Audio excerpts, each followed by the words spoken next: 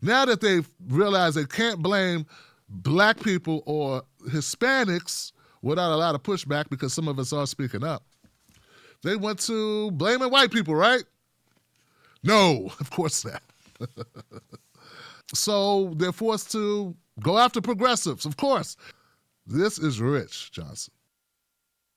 Well, let me say this. There ain't nobody in the Democratic Party of the United States of America that's more progressive than Jim Clyburn.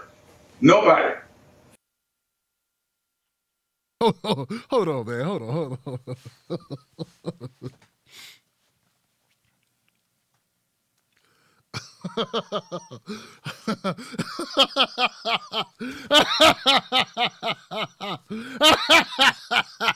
I'm sorry, man. I'm sorry. Woo! All glory. Here's the thing, guys.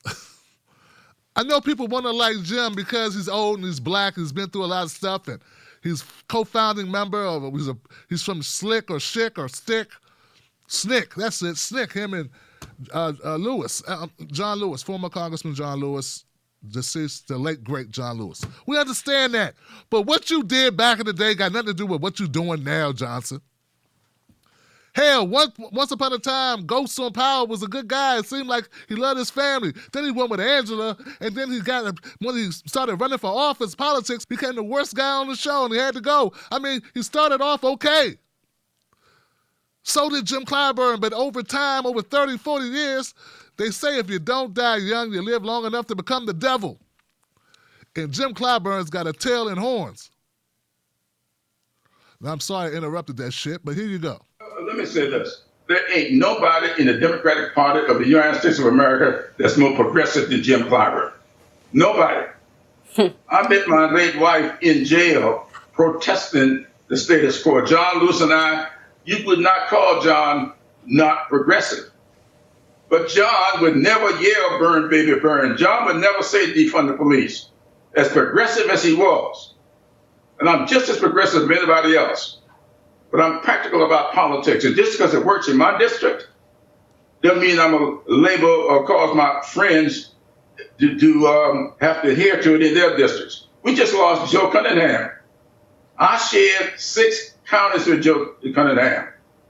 And we lost him over defund the police and socialism. That's a fact.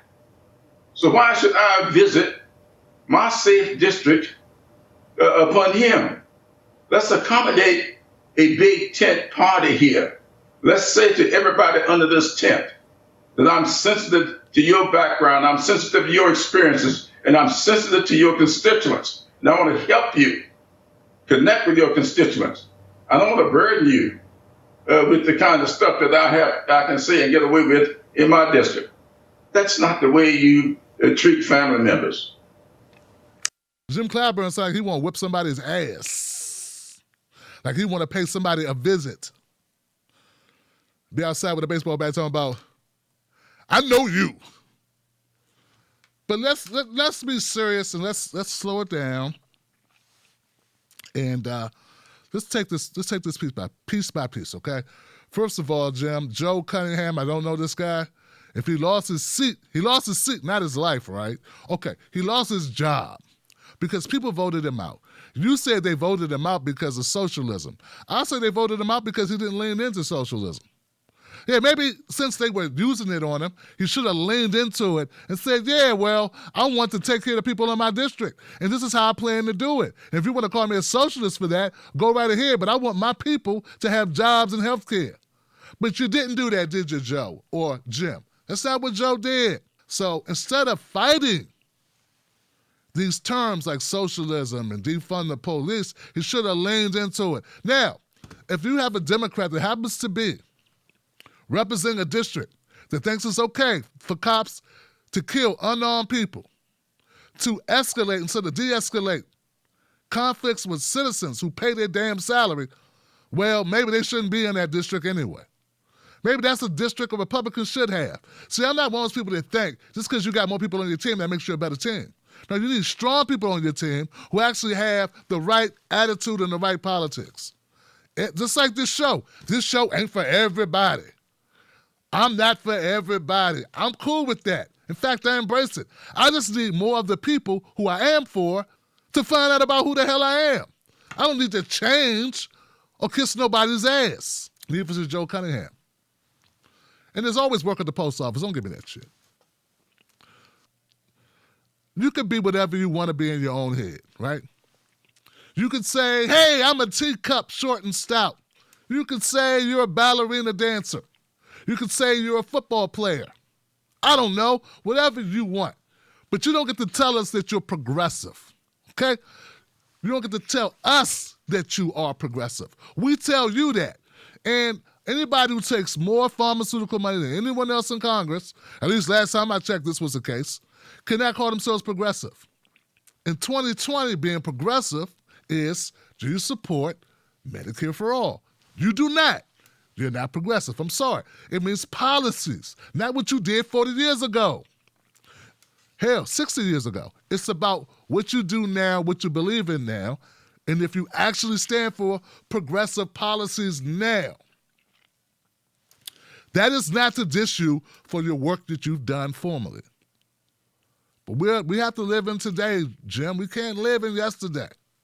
We can't live our lives or live our politics or guide our politics by antiquated ideas and sacred cows who have long outworn their...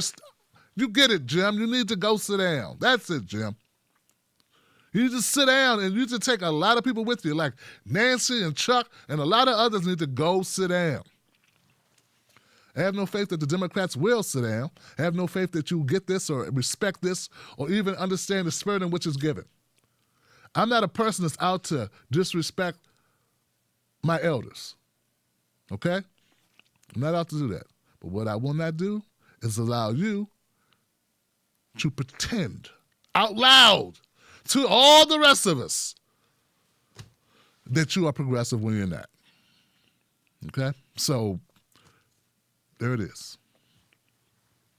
Can I still come by the house and eat a pork chop dinner with you? Didn't think so. Darn.